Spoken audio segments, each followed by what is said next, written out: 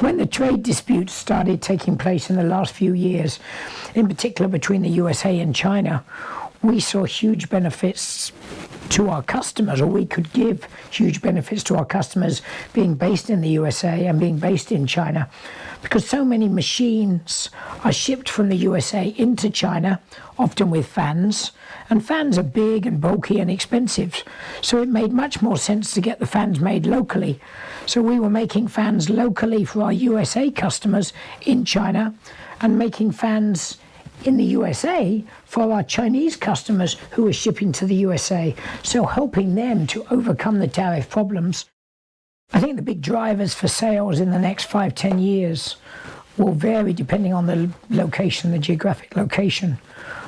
Overall, across all locations, we will see more growth in the environmental controls and the environmental legislation, which means fans are being used to clean up the emissions of factories, so to reduce the VOC content of the outputs of the bad gases, to reduce the SOXs, the NOXs, bad gases from factories. So I think we'll see that across the board. So we'll see societal changes in China, like we've already seen with diapers and baby milk powder, but we're also seeing, just coming in, more changes in food additives, for example. So a lot more food additives are going into fast food for Chinese families than they ever were before, which is probably a bad thing for Chinese families, but a good thing for fan manufacturers and machine manufacturers. When I come back to Europe, I don't see a great demand in any particular industry apart from the environmental side. I'm flicking over to the USA. I see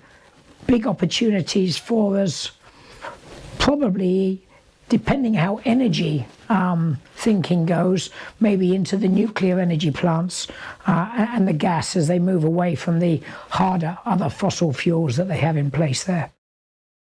So we're using a lot more technology and digitization within the industry now. Although the fan is quite an old technology, what we're seeing is more Internet of Things devices coming onto the fans. So devices that will sit on the internet or using a SIM or using Bluetooth to connect up to the cloud systems and remotely tell us about the vibration, the temperature,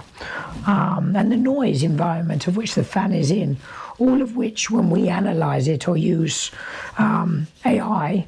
to analyze it, can actually tell us that the fan has this fault or that fault, and we can give the customer service and support remotely to tell them what's actually happening before something has failed.